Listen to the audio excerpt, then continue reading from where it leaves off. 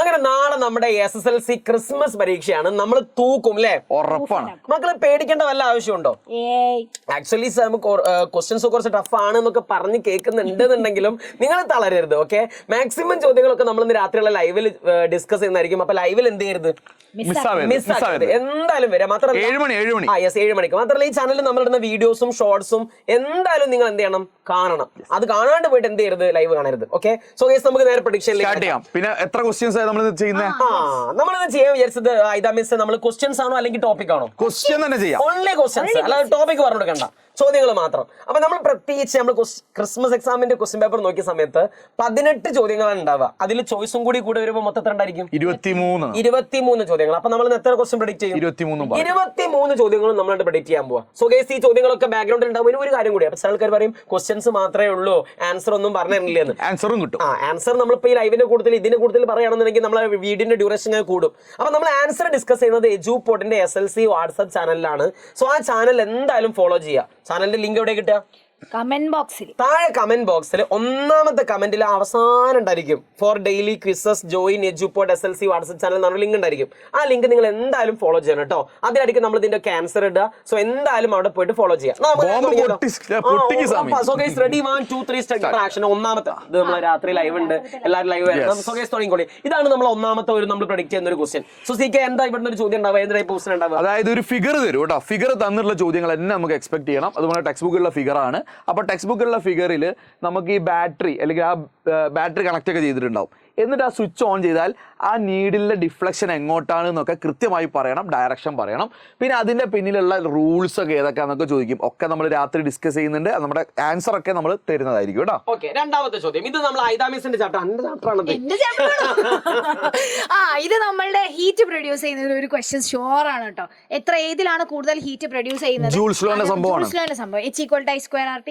Numerical problem sure ആണ്, ഉറപ്പിച്ചോ. അറിയില്ല എന്ന് പറഞ്ഞത് കാര്യമില്ല, പഠിക്കണം. ആ പാഠത്തിൽ ഇതേമാതിരി ഹീറ്റ് കാണാന്, പവർ പിന്നെ മറ്റേ കറണ്ട് ബില്ല് കാണാനുള്ള ചോദ്യം. വോൾട്ടേജ് മാറുമ്പോൾ പവർ എങ്ങനെ മാറുന്നു എന്നുള്ളത് ക്വസ്റ്റ്യൻ. മൂന്നാമത്തെ ചോദ്യം വീണ്ടും CK. സോളിനോയിഡ് വിട്ടൊരു കളിയില്ല. സോളിനോയിഡ് ഫിഗർ മേ ബി തരും, തരാണ്ടിരിക്കും. അതിൽ ഒരുപാട് ചോദ്യങ്ങൾക്ക് ഓപ്ഷൻ ഉണ്ട്.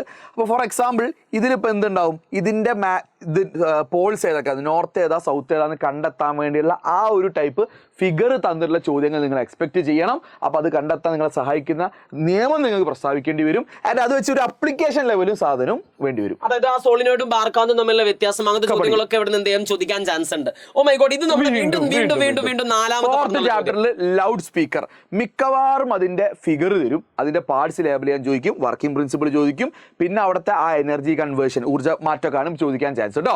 Loud speaker. പിന്നെ നേരെ പോയിട്ട് വന്നിട്ട് വീണ്ടും നമ്മുടെ ഐദാമിസിന്റെ കറണ്ട് ബില്ല് കാണാനുള്ള ചോദ്യം. ഓക്കെ, ഐദാമിസ് കറണ്ട് ബില്ല് കാണാൻ എന്തായാലും ചോദിക്കോടാ. നമ്മുടെ പവർ തരും, സമയം തരും, എന്നിട്ട് ചിലപ്പോ 1, 2, 3 എണ്ണം ഒക്കെ ഉണ്ടാവും.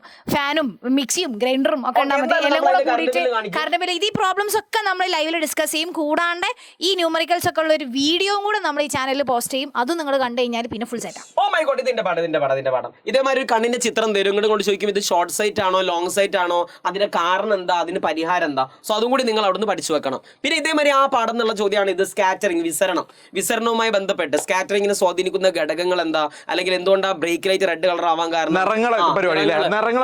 നിറങ്ങളെ വെച്ചിട്ട് ചോദിക്കും. എന്തുകൊണ്ടാണ് ആകാശം സൂര്യൻ ഉദിക്കുന്ന സമയത്തും അസ്തമിക്കുന്ന സമയത്തും ഒക്കെ ആകാശം ചുവന്ന കളറിലാവാൻ കാരണം, അതൊരു പ്രധാനപ്പെട്ട ചോദ്യമാണ്. സോ അതിന്റെ കാരണങ്ങളും പഠിക്കും. പിന്നെ നിങ്ങൾ ഒരു കാര്യം നിങ്ങൾ വെറുതെ പേടിക്കരുത്, ഞങ്ങൾ ഇങ്ങനെ ചോദ്യം മാത്രം പറഞ്ഞു പോകല്ല.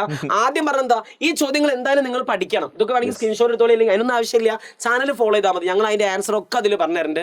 എന്തായാലും നിങ്ങൾ ആ ചാനൽ ഫോളോ ചെയ്യണം കേട്ടോ. എജുപോർട്ട് SLC എന്ന് പറഞ്ഞ ചാനൽ ഉണ്ടായിരിക്കും, വാട്സ്ആപ്പ് ചാനൽ താഴെ, അതെന്തായാലും ഫോളോ ചെയ്യണം.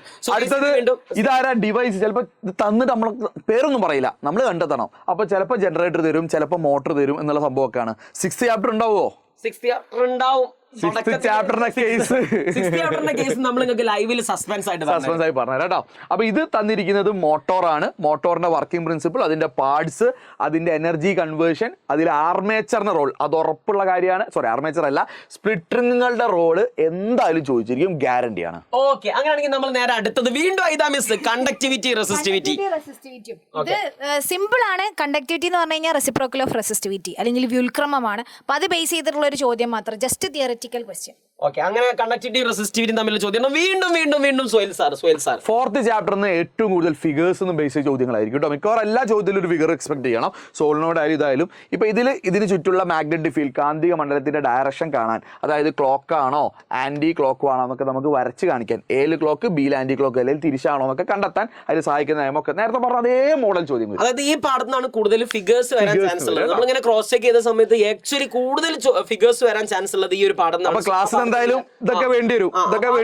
ഫിഗേഴ്സ് ഒക്കെ നല്ലോണം നോക്കി വെക്കണം എന്നാണ് പറഞ്ഞത്. സോ വീണ്ടും വീണ്ടും പറയുന്നു, അതൊന്നും നിങ്ങൾ പേടിക്കരുത്.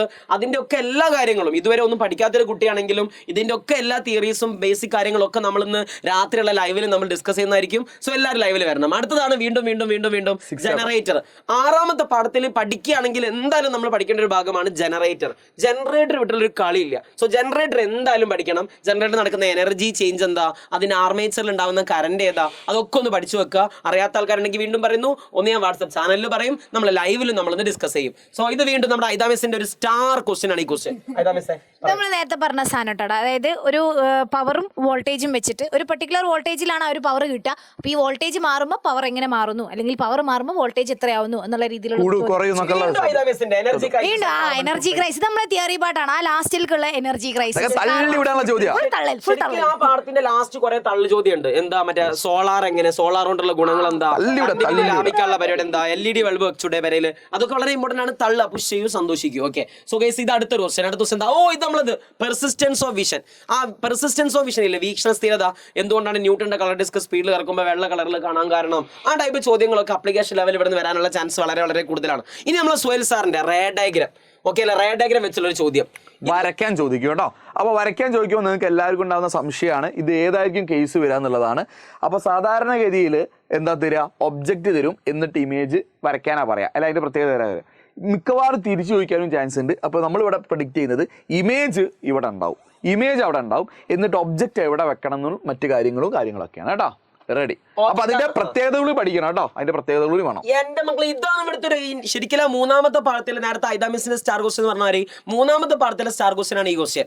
ഒരു ഫിൽട്ടർ പേപ്പർ വെച്ചിട്ട് ഇങ്ങനെ ഒരു പച്ച ചെടിയെ ചുവന്ന ഫിൽട്ടർ പേപ്പർ വെച്ച് നോക്കി, ഒരു ചുവന്ന ആപ്പിളിനെ നീല ഫിൽട്ടർ പേപ്പർ വെച്ച് നോക്കി, അപ്പൊ അതിന്റെ കളർ എന്താ, ആ ടൈപ്പ് ചോദ്യങ്ങൾ അവിടെ വളരെ വളരെ വളരെ ഇമ്പോർട്ടന്റ് ആണ്. അതെന്തായാലും നിങ്ങൾ പഠിച്ചു വെക്കുക. ഓക്കെ, ഇത് വീണ്ടും നമ്മുടെ സുഹൈൽ സാറുടെ ലെൻസ് ഇക്വേഷൻ വെച്ചിട്ടുള്ള ഒരു പ്രോബ്ലം ഉണ്ടാവും. പ്രോബ്ലം ചെയ്യാൻ അറിയില്ല എന്ന് പറഞ്ഞിട്ടും കാര്യമില്ല, നമ്മൾ ഇന്ന് പഠിച്ചിരിക്കും കേട്ടോ. ഇന്ന് പറഞ്ഞൊരു സിമ്പിൾ ട്രിക്ക്, പഠിച്ചിരിക്കുന്നു മാത്രമല്ല പഠിപ്പിച്ചിരിക്കും. സിമ്പിൾ ട്രിക്ക് ഉണ്ട്. ഓക്കെ, ഇത് നമ്മൾ വീണ്ടും വീണ്ടും നമ്മളെ 3ാമത്തെ പാഠത്തിൽ ഈ ഒരു ഡിസ്പെർഷന്റെ ചിത്രം വന്നിട്ട് താഴെ ഏതാ കളർ, മേലെ ഏതാ കളർ, എന്താ താഴെ വയലറ്റ്, മേലെ എന്താ റെഡ്, ആ ടൈപ്പ് ചോദ്യം നമ്മൾ എന്തായാലും എന്ത് ചെയ്യണം, അതിന്റെ കാരണം. സോ ഗൈസ് ഇത് വീണ്ടും വീണ്ടും മറ്റേ നമ്മൾ 1ാമത്തെ പാഠത്തിലാണ്. 1ാമത്തെ പാഠത്തിൽ ഞാൻ പറഞ്ഞ ഏറ്റവും പ്രധാനപ്പെട്ട ഒരു ഭാഗമാണ് ഈ ഒരു ഭാഗം. എന്ത്, ഒരു വേവിന്റെ പ്രത്യേകത വരും, അതിന്റെ വേവ് ലെങ്ത്, അതിന്റെ ഫ്രീക്വൻസി, അല്ലെങ്കിൽ അതിന്റെ സ്പീഡ്, വേഗത, ഇതൊക്കെ കാണാനുള്ള ഒരു പ്രോബ്ലം നമ്മൾ എന്തായാലും പ്രതീക്ഷിക്കണം. ആകെ മനസ്സിലാക്കണം, നമുക്ക് 18+5 23 ചോദ്യം ഉണ്ട്. ചിലർക്കറിയായിരിക്കും എന്തിനാ സാർ എത്ര ക്വസ്റ്റ്യൻ, 23 ചോദ്യം ഉണ്ട്. അപ്പൊ അത്രക്കും ലെങ്ത് ഉണ്ടെന്നുണ്ടെങ്കിൽ നിങ്ങൾ അത്രക്കും സീരിയസ് ആയിട്ട് അതിനെ കാണണം. അതുകൊണ്ടാണ് ഞാൻ പറഞ്ഞ ഈ ചോദ്യങ്ങളൊക്കെ വരാൻ ചാൻസ് ഉള്ളതാണ്. 40+ സംതിങ് ആ എക്സ്ട്രാ മാർക്കും കൂടി ഉൾപ്പെടുത്തണ്ടേ. സോ ഇതൊക്കെ എന്തായാലും നിങ്ങൾ നോക്കിയിരിക്കണം. ഓക്കെ, അതുകൊണ്ടാണ് നിങ്ങൾ ഇത് കാണിച്ചു തരുന്നത്. നേരെ അടുത്തത് വീണ്ടും നമ്മളത് കണ്ണിന്റെ ഒരു അസുഖത്തിന്റെ ചിത്രം തരുന്നു, നിങ്ങളോട് ചോദിക്കുന്നു ഇത് ഏതാണ് അസുഖം. ചിലപ്പോൾ ഇതിന്റെ മുമ്പിൽ ഒരു ലെൻസ് തന്നെ വരയ്ക്കും, ഒന്നെങ്കിൽ ഒരു കോൺവെക്സോ ഒരു കോൺകേവ് ലെൻസോ വരയ്ക്കും. ഒരു ഡോക്ടർ എഴുതി കൊടുത്തതാണ് ഈ രോഗിയുടെ അസുഖം എന്താണ്, അങ്ങനെയൊക്കെ ചോദിക്കും. ഇയാളെ പ്രശ്നം എന്താണെന്നൊക്കെ ചോദിക്കും. എല്ലാം ഇന്ന് രാത്രി ഞാൻ ഇന്നത്തെ രാത്രി ലൈവ് ഒരു 1 in അങ്ങനെന്തോ പറയില്ലേ, ആ സൊല്യൂഷൻ ഒരു മരുന്ന് അങ്ങോട്ട് തരും, പാരസിറ്റമോൾ, കുടിച്ചാൽ മതി, സെറ്റ്. സോ ഗൈസ് ഇത് വീണ്ടും പിന്നെ മഴവില്ലാത്തൊരു ചോദ്യ പേപ്പർ ഉണ്ട്, പക്ഷെ ഇത് ഇമ്പോർട്ടന്റ് ആണ്. മഴവില്ലിന്റെ താഴെ ഏതാ, മേലെ ഏതാ, ആ ചിത്രം വരയ്ക്കാൻ, അതൊക്കെ വരയ്ക്കാത്ത ഏതെങ്കിലും കുട്ടിനെങ്കിൽ ഇപ്പം പോയിരുന്നു വരച്ചു പഠിച്ചോളി. അത് വളരെ വളരെ ഇമ്പോർട്ടന്റ് ആണ്. തൊട്ട് കാണി അല്ലെ,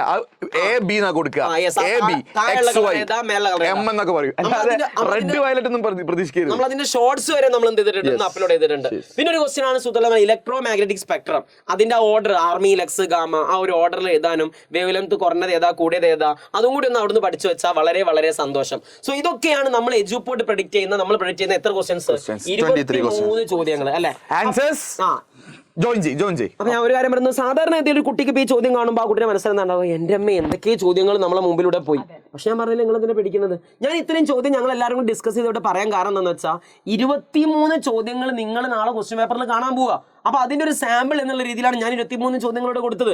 ആ 23 ചോദ്യം നിങ്ങൾ എന്തായാലും പ്രാക്ടീസ് ചെയ്യണം. അതിനൊക്കെ ആൻസറും എക്സ്പ്ലനേഷനും എവിടെ കിട്ടും? എജുപോഡിന്റെ SLC വാട്സ്ആപ്പ് ചാനലിൽ ഞങ്ങൾ ഒരു ഈസി ഫിസിക്സ് എന്ന് പറഞ്ഞ ഗ്രൂപ്പിന്റെ ലിങ്ക് അയക്കും. ആ ലിങ്കിൽ നിങ്ങൾ ഒന്ന് ജോയിൻ ചെയ്താൽ മതി. സാറേ ആ ഗ്രൂപ്പിൽ എങ്ങനെ ജോയിൻ ചെയ്യുക? നേരെ ഇതിന്റെ കമന്റ് ബോക്സ് നോക്കുക. കമന്റ് ബോക്സിൽ എത്രാമത്തെ കമന്റാ? 1ാമത്തെ കമന്റിൽ 3ാമത്തത് തന്നെയാണ്. 1ാമത്തെ കമന്റിൽ 3ാമത്തെ വരി. ആ 3ാമത്തെ വരിയിൽ ഉണ്ടാവും എജുപോഡിന്റെ SLC വാട്സ്ആപ്പ് ചാനൽ അല്ലേ സിക്കെ? അതിൽ നമ്മൾ എന്താക്കി എടുക്കും? ഫുൾ സെറ്റ് ആക്കി എടുക്കും. അപ്പൊ രാത്രി 7 മണി കേട്ടോ. ഓക്കെ, അപ്പൊ നമ്മൾ തകർക്കും. Okay, set. ഓക്കെ, ഈ ഫിസിക്സ് നമ്മൾ തൂക്കി. ഓക്കെ, ജയ്. ശരി ബൈ.